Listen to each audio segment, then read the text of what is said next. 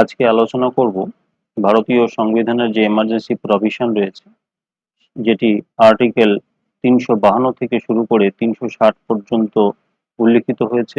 সেই emergency provision থেকে যে সমস্ত প্রশ্নগুলো WBCS পরীক্ষায় এসেছিল প্রিভিয়াস ইয়ারে, সেই প্রশ্নগুলো নিয়ে আলোচনা করব, তার সঙ্গে তার বিস্তারিত বিষয়গুলি আলোচনা করব। প্রথম প্রশ্ন যেখানে বলা হয়েছে, which of the following emergency has been declared maximum number of Times, এটি প্রেসিডেন্ট রুলস বা স্টেট এমার্জেন্সি সব থেকে বেশি ভারতবর্ষের বিভিন্ন রাজ্যে আরোপ করা হয়েছিল।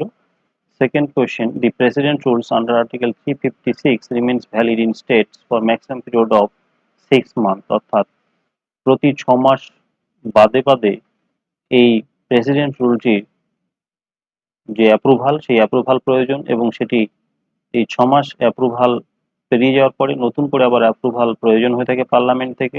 হওয়ার পরে সেটি ম্যাক্সিমাম 3 বছর পর্যন্ত স্থায়ী হতে পারে, এবং প্রতি 6 মাস বাদে বাদে সেটির অ্যাপ্রুভাল প্রয়োজন হয় পার্লামেন্ট থেকে। তবে সেক্ষেত্রে ইলেকশন কমিশনের একটি গুরুত্বপূর্ণ ভূমিকা রয়েছে। ইলেকশন কমিশনের যে ভূমিকাটি ইলেকশন কমিশন পালন করে থাকে, তারা প্রতি 6 মাস বাদে সেই রাজ্যের সংশ্লিষ্ট রাজ্যের ইলেকশন বা নির্বাচন করা সম্ভব হবে কিনা সেই বিষয়টি সার্টিফাই করে। সার্টিফাই করার পরে এই অ্যাপ্রুভালটি পার্লামেন্ট থেকে হয়ে থাকে। নেক্সট যে কোশ্চেনটি সেখানে বলা হয়েছে, presidents rules under 356 remains valid in state for maximum period of 6 month, অর্থাৎ এটি রিপিটেড হয়েছিল বা রিপিটেশন হয়েছিল এই প্রশ্নটির। নেক্সট যে প্রশ্ন, who said that the emergency power of president is a fraud on the constitution? Answer K.M. Nambiar. Next question, the president can declare emergency on ground of breakdown of constitutional machinery in states. অর্থাৎ president emergency কোনো রাজ্যে ঘোষণা করতে পারে, সেক্ষেত্রে president যদি satisfy হয় এবং সেই স্যাটিসফ্যাকশন গভর্নরের রিপোর্টের ভিত্তিতেও হতে পারে, বা তিনি নিজে থেকেও স্যাটিসফাই হলে সেই রাজ্যে এমার্জেন্সি ঘোষণা করতে পারেন বা প্রেসিডেন্ট রুলস ঘোষণা করতে পারে। Next, the proclamation of emergency must be place before parliament for its approval within 1 month, অর্থাৎ 1978 সালের 44তম সংশোধনীর মধ্যে দিয়ে বলা হয়েছে, যদি ন্যাশনাল এমার্জেন্সি ঘোষণা করা হয় তাহলে সেই ন্যাশনাল এমার্জেন্সি অবশ্যই পার্লামেন্টের নিকট 1 মাসের মধ্যে সেটি উত্থাপন করতে হবে, এবং সেই পার্লামেন্টে স্পেশাল মেজরিটির দ্বারা, অর্থাৎ 2/3 প্রেজেন্ট এবং ভোটিং মেম্বারসদের দ্বারা পাস অবশ্যই হতে হবে, তবেই সেইটি ভ্যালিড থাকবে।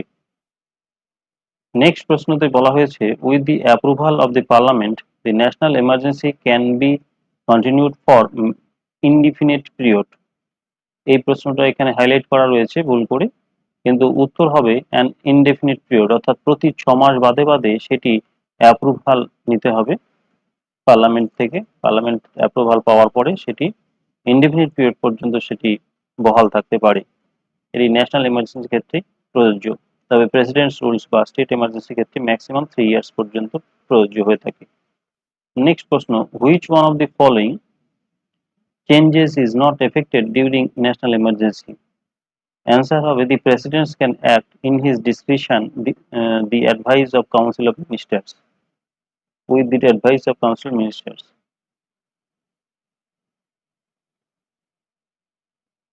অর্থাৎ এক্ষেত্রে প্রেসিডেন্ট তার ডিসক্রিশন পাওয়ার এখানে ব্যবহার করবে, এবং সেই ডিসক্রিশনারি পাওয়ারটি ব্যবহার করার ক্ষেত্রে অ্যাডভাইস নেবে কাউন্সিল অফ মিনিস্টারের। নেক্সট প্রশ্ন, which one of the following step cannot be taken by president during financial emergency? Answer হবে, he can suspend the fundamental rights of Indian citizen. অর্থাৎ একমাত্র ন্যাশনাল এমার্জেন্সির ক্ষেত্রেই মৌলিক অধিকারগুলি নিয়ন্ত্রিত হয়ে থাকে, এবং সেক্ষেত্রেও আর্টিকেল 20 এবং 21 কোনোভাবেই নিয়ন্ত্রিত হয় না। আর্টিকেল 19 রেস্ট্রিক্টেড হয়, এবং আর্টিকেল 32 রেস্ট্রিকশন হয়ে থাকে, এক্সেপ্ট 20 এবং 21 এর এনফোর্সমেন্ট ব্যতি রেখে বাকি যে সমস্ত ফান্ডামেন্টাল রাইটসগুলির এনফোর্সমেন্ট সংক্রান্ত বিষয়ে আদালতে যাওয়ার অধিকার, সেই অধিকারটি রেস্ট্রিক্ট হয়ে থাকে অনলি ফর ন্যাশনাল এমার্জেন্সি। কিন্তু ফিনান্সিয়াল এমার্জেন্সির ক্ষেত্রে ফান্ডামেন্টাল রাইটস নিয়ন্ত্রণের কথা বলা হয়নি। নেক্সট প্রশ্ন, which is not correct statement regarding financial emergency, যেখানে সঠিক উত্তর হবে কি president can reduce the salary of civil servant not জাজেস। বলা হয়েছে শুধুমাত্র সিভিল সার্ভেন্টদেরই প্রেসিডেন্ট স্যালারি বা অ্যালাউন্স গুলোকে নিয়ন্ত্রণ করতে পারবে বা কমাতে পারবে, কিন্তু কোনো বিচারকের না। কিন্তু সঠিক হবে বা বলা যেতে পারে ফিনান্সিয়াল এমার্জেন্সির সময় রাষ্ট্রপতি সকলের বেতন এবং অন্য ভাতা নিয়ন্ত্রণ করতে পারে বা রিডিউস করতে পারে। Supreme Court of India has given a landmark judgment বা landmark guideline spelled out the restriction on the union government's power to dismiss a state government as per Article 356 of Indian Constitution in which of the following case? এর answer হবে SR Bombay case. এখানে বলা হয়েছে যে presidents rule কোনো রাজ্যের উপর আরোপ করার ক্ষেত্রে গভর্নরের প্রেসিডেন্টের যে ক্ষমতা, সেই ক্ষমতা জুডিশিয়াল রিভিউ এর আন্ডারে অবশ্যই আসবে। প্রেসিডেন্ট কোর্টের নিকট দায়বদ্ধ থাকবেন বা কোর্টে তিনি উত্তর দিতে বাধ্য থাকবেন। Which Indian state came under the president rules for maximum number of Times? এর অ্যান্সার হবে উত্তরপ্রদেশ। তবে দীর্ঘতম লংগেস্ট পিরিয়ডের জন্য যে রাজ্যে প্রেসিডেন্ট রুলস জারি করা হয়েছে সেটি প্রথমেই রয়েছে জম্মু কাশ্মীর এবং দ্বিতীয় স্থানে রয়েছে পাঞ্জাব। জম্মু কাশ্মীরে জম্মু কাশ্মীরে সর্বাধিক বেশি পরিমাণে প্রায় 6 বছর স্টেট এমার্জেন্সি আরোপ করা হয়েছে এবং পাঞ্জাবে 4 বছর স্টেট এমার্জেন্সি আরোপ করা হয়েছে বিভিন্ন সময়ে।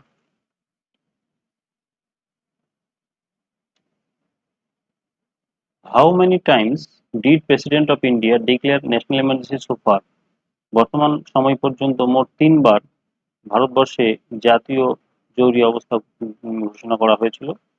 নেক্সট প্রশ্ন, who declare emergency in India? এর উত্তর প্রেসিডেন্ট অফ ইন্ডিয়া।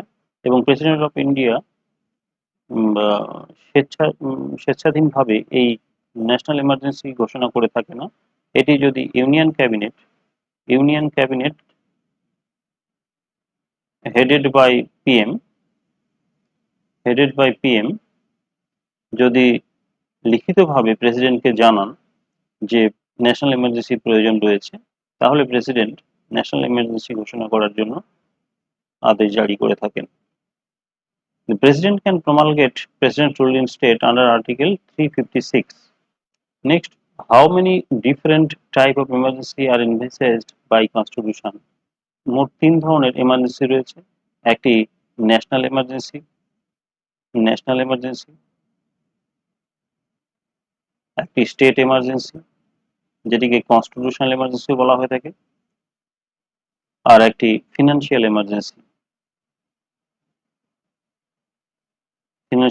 যেটি national emergency 352 article, state emergency 356 নম্বর আর্টিকেল এবং এটি 360 নম্বর আর্টিকেল অনুযায়ী রাষ্ট্রপতি এই 3 ধরনের এমার্জেন্সি ভারতবর্ষে জারি করতে পারে। The President of India can declare financial emergency under Article 360, and the President of India can declare emergency if there is financial instability, war or threat of war, failure of constitution. প্রথমে যে রিজনটি সেটি financial এমার্জেন্সিকে প্রমালগেট করে থাকে, financial emergency. দ্বিতীয়টি যেটি সেটি national emergency, আর তৃতীয়টি state emergency. এই 3টি এমার্জেন্সি রাষ্ট্রপতি ঘোষণা করতে পারে। এই হচ্ছে প্রিভিয়াস ইয়ারের যে সমস্ত বিসিএস এর যে সমস্ত প্রশ্নগুলো এসেছিল এমার্জেন্সি প্রভিশন থেকে, সেগুলো নিয়ে আলোচনা করলাম। এখন যে বিষয়টি আলোচনা করব সেটি হলো ইন্ডিয়ান কনস্টিটিউশনে যে এমার্জেন্সির কথা বলা হয়েছে, সেই এমার্জেন্সিটি গ্রহণ করা হয়েছে বা এমার্জেন্সি প্রভিশনটি ভারতীয় সংবিধানে গ্রহণ করা হয়েছে জার্মান সংবিধান থেকে। জার্মান কনস্টিটিউশন, ওইমার কনস্টিটিউশন যেটাকে বলা হয়ে থাকে, সেই ওইমার কনস্টিটিউশন থেকে ভারতবর্ষে এই এমার্জেন্সি প্রভিশনটি গ্রহণ করা হয়েছে এবং ভারতীয় সংবিধানের পার্ট 18 and আর্টিকেল 352 থেকে 360 পর্যন্ত ইমার্জেন্সি প্রভিশনের বিভিন্ন ধারাগুলি বর্ণিত হয়েছে বা বিভিন্ন বিষয়গুলি উল্লিখিত হয়েছে। প্রথম যে বিষয়টি, যেটি আর্টিকেল 352, আর্টিকেল 352 তে বলা হয়েছে ন্যাশনাল এমার্জেন্সির কথা। এই ন্যাশনাল এমার্জেন্সি ঘোষণা করার ক্ষেত্রে ইউনিয়ন ক্যাবিনেট যখন ইউনিয়ন ক্যাবিনেট পিএম এর প্রধানমন্ত্রীর সুপারিশ ক্রমে ইউনিয়ন ক্যাবিনেট যখন লিখিতভাবে রিটেন একটি আবেদন জানান প্রেসিডেন্টের নিকট যে দেশে ন্যাশনাল এমার্জেন্সি জারি করা প্রয়োজন রয়েছে, লিখিতভাবে জানানোর পরে প্রেসিডেন্ট ন্যাশনাল এমার্জেন্সি ঘোষণা করে থাকে। এই ন্যাশনাল এমার্জেন্সি ঘোষণা করার ক্ষেত্রে প্রধানত তিনটি গ্রাউন্ডস রয়েছে, যে তিনটি গ্রাউন্ডসের উপর ডিপেন্ড করে ন্যাশনাল এমার্জেন্সি ঘোষিত হয়। একটি হলো ওয়ার বা যুদ্ধ, দ্বিতীয়টি হলো এক্সটার্নাল অ্যাগ্রেশন, তৃতীয়টি যেটি হলো সেটি আর্মড রেভলিয়ন। এই তিনটি কারণের জন্য ভারতবর্ষে ন্যাশনাল এমার্জেন্সি ঘোষিত হতে পারে। তবে ওয়ার এবং এক্সটার্নাল অ্যাগ্রেশন দুটির পার্থক্য রয়েছে। যখন ভারতের বিরুদ্ধে কোনো দেশ যুদ্ধ ঘোষণা করবে বলে সরকারিভাবে জানায়, অর্থাৎ গভর্নমেন্টের তরফ থেকে ঘোষণা করা হয়ে থাকে, তখন তাকে যুদ্ধের নাম দেওয়া হয় এবং সেক্ষেত্রেও প্রেসিডেন্ট ন্যাশনাল এমার্জেন্সি ঘোষণা করে থাকে। এছাড়া বিদেশি কোনো শত্রু রাষ্ট্র যদি ভারতবর্ষে সরকারিভাবে ওয়ার ঘোষণা না করে বিভিন্ন পদ্ধতিতে সন্ত্রাস ছড়ানোর প্রচেষ্টা করে থাকে বা অ্যাগ্রেশন করার চেষ্টা করে থাকে, যেটি ভারতবর্ষে দুবার ঘটেছিল, একবার 1962 সালে, একবার 1971 সালে। এই দুটি এক্সটার্নাল অ্যাগ্রেশন হয়েছিল। প্রথমটি চীন নেপা অঞ্চলে, অর্থাৎ নর্থ ইস্ট ফ্রন্টিয়ার যে রিজিয়ন বা এরিয়া রয়েছে সেই অঞ্চলে যে এক্সটার্নাল অ্যাগ্রেশন করেছিল, তার ফলশ্রুতিতে ভারতের সঙ্গে চীনের যুদ্ধ বাধে এবং এই অ্যাগ্রেশনের ভিত্তিতেই প্রেসিডেন্টস রুলস 1962 সালে জারি করা হয়েছিল। এবং 1971 সালে পাকিস্তান যে এক্সটার্নাল অ্যাগ্রেশন ভারতবর্ষে ঘটিয়েছিল, তার ফলেও ন্যাশনাল এমার্জেন্সি ঘোষণা করা হয়েছিল। এই প্রধানত এই তিনটি কারণেই ন্যাশনাল এমার্জেন্সি ঘোষণা করা হয়ে থাকে। এই ন্যাশনাল এমার্জেন্সি ঘোষণা করার ক্ষেত্রে প্রেসিডেন্ট যে প্রমালগেশন করে থাকে, তার অ্যাপ্রুভালের জন্য পার্লামেন্টের যে দুই হাউস, বোথ হাউসেই এই অ্যাপ্রুভাল দরকার হয়ে থাকে। বোথ হাউসেই অ্যাপ্রুভাল এই এমার্জেন্সির জন্য দরকার হয়ে থাকে। তবে সেক্ষেত্রে উইদিন 1 মান্থের মধ্যে প্রেসিডেন্ট এই 1 মান্থ উইদিন 1 মান্থের মধ্যে লোকসভায় সেটি উত্থাপন করতে হবে। তবে লোকসভা যদি ডিসলভ হয়ে থাকে, তাহলে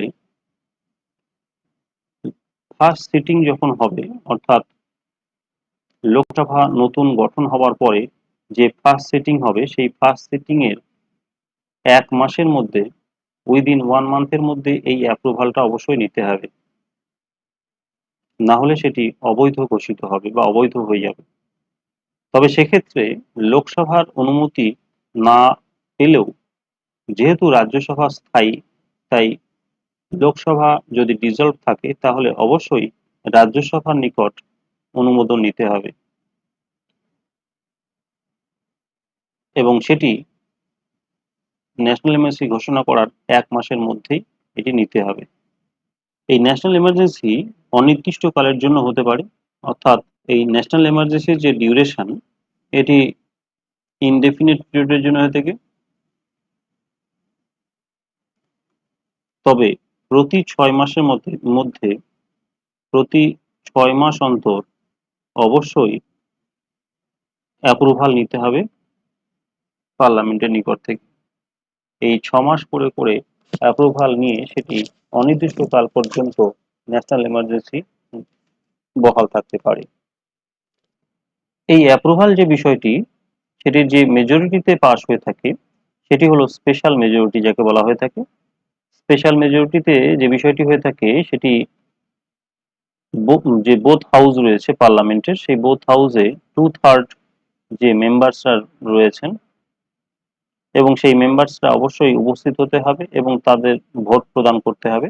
এই ভোট প্রদানের মধ্যে দিয়ে অর্থাৎ 2/3 প্রেজেন্ট অ্যান্ড ভোটিং মেম্বার্সের মধ্যে দিয়ে যদি প্রস্তাব পাশ হয়ে থাকে তাহলে সেটি বৈধ হবে। এবার এই ন্যাশনাল এমার্জেন্সি রিভোক কিভাবে হয়ে থাকে? দুই পদ্ধতিতে এই ন্যাশনাল এমার্জেন্সি রিভোক হতে পারে। এক, প্রেসিডেন্ট যদি মনে করেন তাহলে যে কোনো সময় তিনি সেটি রিভোক করতে পারেন। দুই, পার্লামেন্টে যদি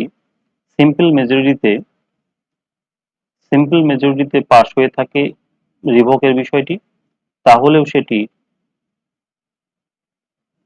স্থগিত হয়ে যায় সেই ন্যাশনাল এমার্জেন্সি। এই দুটি কারণের জন্য বা দুটি পদ্ধতিতে, এক, প্রেসিডেন্ট যদি স্যাটিসফাই হন বা প্রেসিডেন্ট যদি মনে করেন যে ন্যাশনাল এমার্জেন্সি প্রয়োজন নেই তাহলে তিনি যে কোনো সময় সেটি উইথড্র করতে পারেন, বা পার্লামেন্টে যদি সিম্পল মেজরিটিতে পাশ হয়ে থাকে যে ন্যাশনাল এমার্জেন্সি স্থগিত করতে হবে তাহলেও কিন্তু ন্যাশনাল এমার্জেন্সিকে তুলে নেওয়া হয়। ন্যাশনাল এমার্জেন্সি সংক্রান্ত বিষয়ে গুরুত্বপূর্ণ একটি কেস ল রয়েছে, সেটি হলো মিনার্ভা মিলস কেস, যেটি 1980 সালে যেটি 1980 সালে হয়েছিল। সেই 1980 সালের মিনার্ভা মিলস কেসের মধ্যে বলা হয়েছিল যে ন্যাশনাল এমার্জেন্সিও জুডিশিয়াল রিভিউয়ের আন্ডারে আনতে হবে, বা ন্যাশনাল এমার্জেন্সির যে গ্রাউন্ড সেই গ্রাউন্ড জুডিশিয়াল রিভিউয়ের আন্ডারে আসবে। এবং সেক্ষেত্রে দুটি বিষয়কে এখানে প্রাধান্য দেওয়া হয়েছে। যদি গ্রাউন্ডটি ইররেলিভেন্ট হয়ে থাকে বা এক্সট্রানিয়াস হয়ে থাকে তাহলে সেই ন্যাশনাল এমার্জেন্সিটি জুডিশিয়াল রিভিউয়ের আন্ডারে আসবে, যেটি বলা হয়েছিল মিনার্ভা মিলস কেস 1980 সালে। আমি যে গ্রাউন্ডগুলির কথা বললাম যার ভিত্তিতে ন্যাশনাল এমার্জেন্সি ঘোষিত হয়, সংবিধান শুরুর সময়ে যে আর্টিকেল 352-তে উল্লেখ করা ছিল, 352-তে তিনটি গ্রাউন্ডের উল্লেখ করা ছিল। তার মধ্যে একটি ওয়ার, একটি এক্সটার্নাল অ্যাগ্রেশন, আর একটি ইন্টারনাল ডিস্টারবেন্স। এই ইন্টারনাল ডিস্টারবেন্স শব্দটি 44তম সংশোধনীর মধ্যে দিয়ে 1978 সালে বাতিল করা হয়, করে সেখানে রিপ্লেস করা হয় আর্মড রেবেলিয়ন শব্দটিকে। এফেক্ট অফ ন্যাশনাল এমার্জেন্সি, অর্থাৎ ন্যাশনাল এমার্জেন্সির ফলে কি কি বিষয়ের উপর এফেক্ট পড়ে থাকে সেটিকে প্রধানত তিনটি হেডে ভাগ করা যেতে পারে। একটি এক্সিকিউটিভ,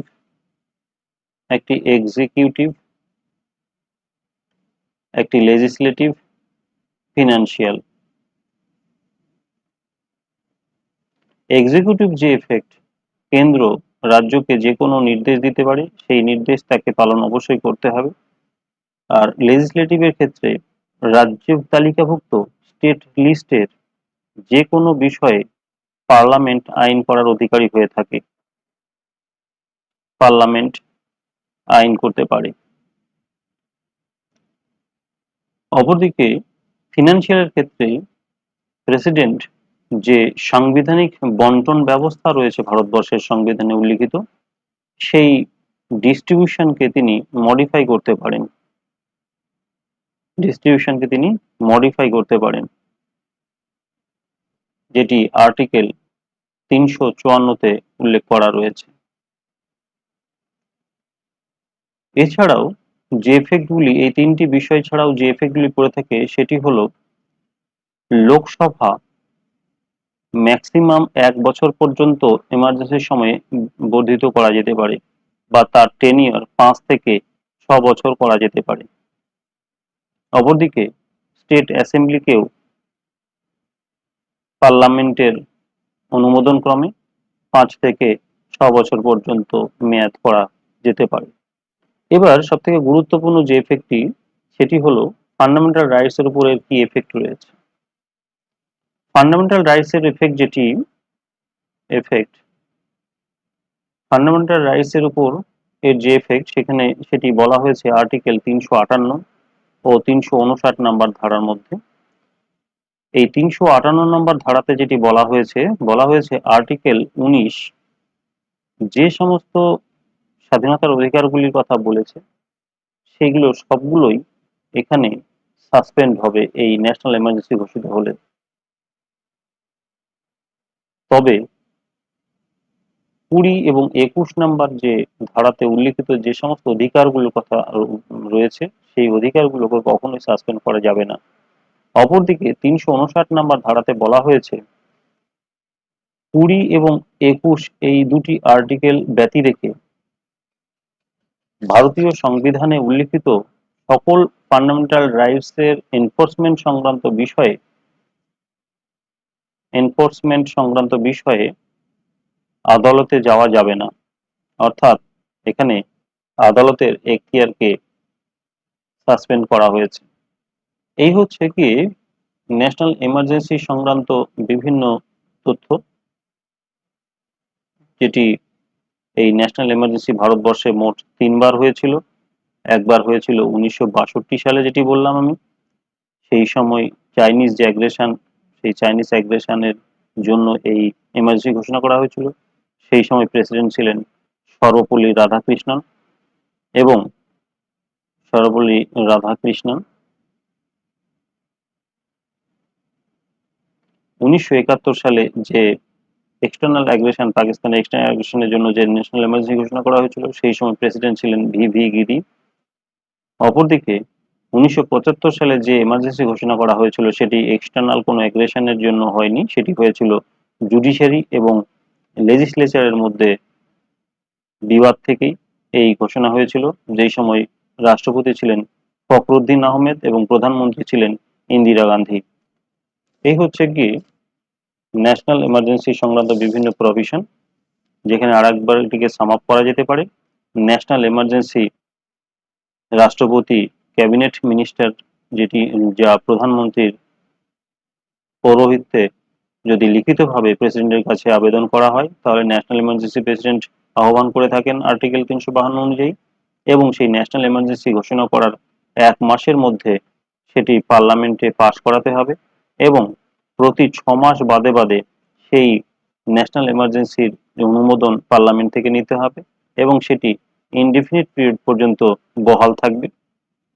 অপরদিকে এই ন্যাশনাল এমার্জেন্সির জন্য ফান্ডামেন্টাল রাইটস এর আর্টিকেল 19 কে সাসপেন্ড করা হয়, যেটি 358 নম্বর ধারায় বলা হয়েছে, এবং 359 নম্বর ধারায় বলা হয়েছে 20 এবং 21 নম্বর ধারাতে উল্লিখিত যে মৌলিক অধিকার, সেই অধিকারগুলি ব্যতি রেখে অন্য যে কোনো মৌলিক অধিকারের যে এনফোর্সমেন্ট, সেই এনফোর্সমেন্টকে রক্ষা করার জন্য আদালতে যাওয়া যাবে না।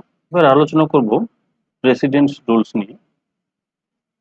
প্রেসিডেন্ট রুল, যাকে স্টেট এমার্জেন্সি বলা হয়ে থাকে বা কনস্টিটিউশনাল এমার্জেন্সি, যেটি আর্টিকেল 356 অনুযায়ী প্রেসিডেন্ট আরোপ করে থাকেন গভর্নরের রিপোর্টের উপরে, বা তিনি নিজে স্যাটিসফাই হলে কোনো রাজ্যের উপরে তিনি 356 ধারা অনুযায়ী প্রেসিডেন্ট রুলস জারি করতে পারেন। এই প্রেসিডেন্ট রুলস জারি করার ক্ষেত্রে সংবিধান যে অধিকার প্রদান করেছে সে বিষয়ে আলোচনার পূর্বে আর্টিকেল 355 অনুযায়ী জানা প্রয়োজন। আর্টিকেল 355-তে বলা হয়েছে ভারতবর্ষের যে রাজ্যগুলি রয়েছে সেই রাজ্যগুলি সঠিকভাবে সাংবিধানিক যে নির্দেশাবলী বা সাংবিধানিক যে প্রভিশনগুলি উল্লেখ করা হয়েছে এবং রাজ্যের ডিউটিকে ফিক্স আপ করা হয়েছে, সেই ডিউটি বা শাসনতান্ত্রিক বিষয়গুলি রাজ্য যথাযথভাবে পালন করছে।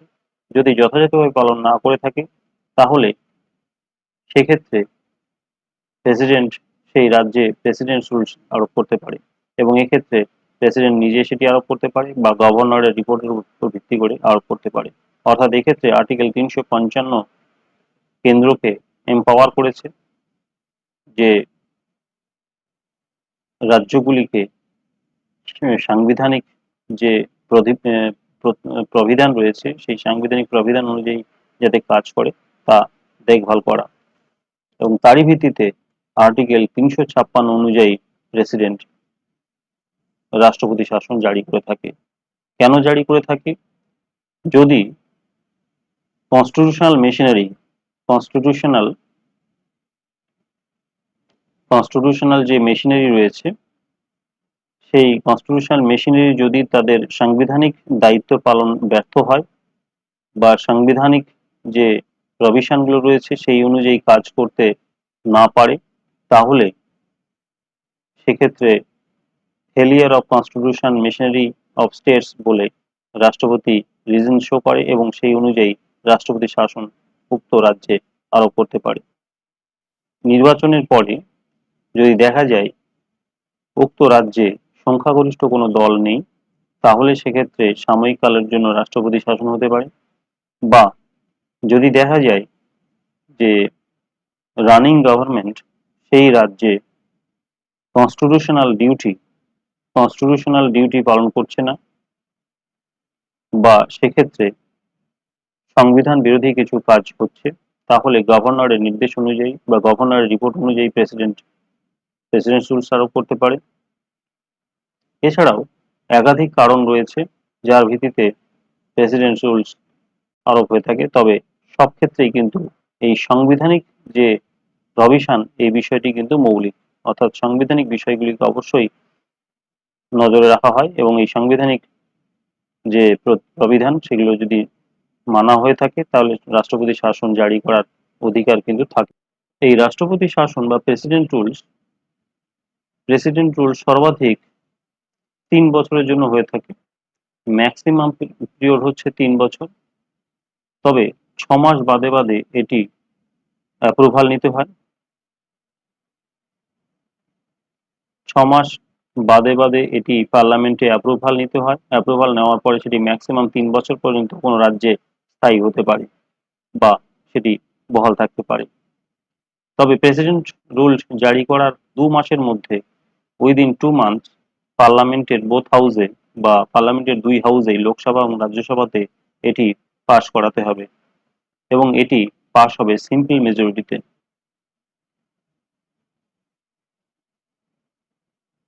সিম্পল মেজরিটিতে পাশ হওয়ার পরে সেটি বৈধ হবে। যদি দেখা যায় যে প্রেসিডেন্ট রুল জারি করার সময়ে বা তার আগে পার্লামেন্টের লোয়ার হাউস বা লোকসভা ডিসলভ হয়েছে, তাহলে যদি হয়ে থাকে তাহলে সেক্ষেত্রে রাজ্যসভার অনুমোদন নিতে হবে এবং নতুন লোকসভা গঠন হওয়ার পর যে প্রথম সিটিং হবে সেই ফার্স্ট সিটিং এর 1 মাসের মধ্যেই সেই লোকসভাতে এই বিষয়টি পাশ করাতে হবে, তবেই সেটি বৈধ থাকবে। প্রেসিডেন্ট রুলস এর যে এফেক্ট, সেই এফেক্টগুলি কি কি রয়েছে বা তার ফলশ্রুতি কি হতে পারে। প্রেসিডেন্ট এক্ষেত্রে স্টেট যে মেশিনারি রয়েছে সেই স্টেট মেশিনারিকে নিজের হস্তগত করে এবং নিজ শাসনতান্ত্রিক আওতায় সেই রাজ্যের মেশিনারিকে নিয়ে আসে। স্টেট লেজিসলেচার থাকে, সেই স্টেট লেজিসলেচারের যাবতীয় ফাংশন পার্লামেন্ট করে থাকে। তবে ফান্ডামেন্টাল রাইটস এর উপরে এই প্রেসিডেন্ট রুলস এর কোনো এফেক্ট নেই, অর্থাৎ এখানে প্রেসিডেন্ট রুলস এর মাধ্যমে ফান্ডামেন্টাল রাইটস কখনোই লঙ্ঘন করা হয় না বা কখনোই সাসপেন্ড করা হয় না। 44তম অ্যামেন্ডমেন্টের মধ্যে দিয়ে বলা হয়েছে যে প্রেসিডেন্ট রুলস বা প্রেসিডেন্ট রুল জারি করার ক্ষেত্রে প্রেসিডেন্টের যে স্যাটিসফ্যাকশন, সেই প্রেসিডেন্টের স্যাটিসফ্যাকশনটি অবশ্যই জুডিশিয়াল রিভিউ এর আন্ডারে আসবে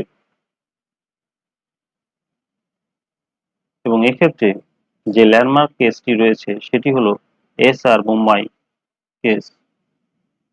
Bombay versus union of India. এই কেসটিতে বলা হয়েছে যে প্রেসিডেন্ট বিশেষ কতগুলি ক্ষেত্রে অবশ্যই জুডিশিয়াল রিভিউ এর আন্ডারে থাকবে। এই প্রেসিডেন্ট রুল সব থেকে বেশি যে প্রধানমন্ত্রীর সময় আরোপ করা হয়েছিল তিনি হলেন ইন্দিরা গান্ধী। মোট 35 বার প্রেসিডেন্ট রুলস তিনি জারি করিয়েছিলেন এবং সর্বশেষ প্রেসিডেন্ট রুল মহারাষ্ট্রে 2019 সালে লোকসভা বিধানসভা গঠন সংখ্যাগরিষ্ঠের অভাবে গঠন না হওয়ার কারণে 2019 সালে মহারাষ্ট্রে শেষ প্রেসিডেন্ট রুলস আরোপ করা হয়েছিল সাময়িক সময়ের জন্য। তবে এই সর্বাধিক 3 বছরের মধ্যে যদি দেখা যায় যে ইলেকশন কমিশন সার্টিফাই করেছে যে ইলেকশন নেওয়া সম্ভব নয়, তাহলেই একমাত্র এই ডিউরেশনটিকে বর্ধিত করা যেতে পারে প্রতি 6 মাস বাদে বাদে। এবং যদি 1 বছর বাদে দেখা যায় ইলেকশন কমিশন সার্টিফাই করেছে যে ইলেকশন নেওয়া সম্ভব, তাহলে সেক্ষেত্রে নির্বাচনের মধ্যে দিয়ে নতুন লেজিসলেটিভ অ্যাসেম্বলি গঠন করতে হবে। এবার আলোচনা করব ফিনান্সিয়াল এমার্জেন্সি নিয়ে।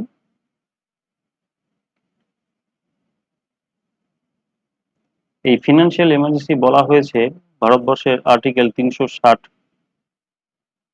নম্বর ধারাতে, ভারতীয় সংবিধানের আর্টিকেল 360-এ এই ফিনান্সিয়াল এমার্জেন্সি কথা বলা হয়েছে। অর্থাৎ এক্ষেত্রে প্রেসিডেন্ট যদি স্যাটিসফাইড হয় তাহলেই একমাত্র ফিনান্সিয়াল এমার্জেন্সি আরোপ করা হয়ে থাকে। এবং এই ফিনান্সিয়াল এমার্জেন্সি ঘোষণার 2 মাসের মধ্যে সেটি বোথ হাউসে পাশ করাতে হবে, পার্লামেন্টের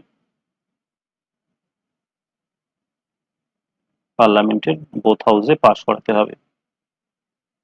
যদি দেখা যায় লোকসভা সেই সময়ে ডিজলভ রয়েছে তাহলে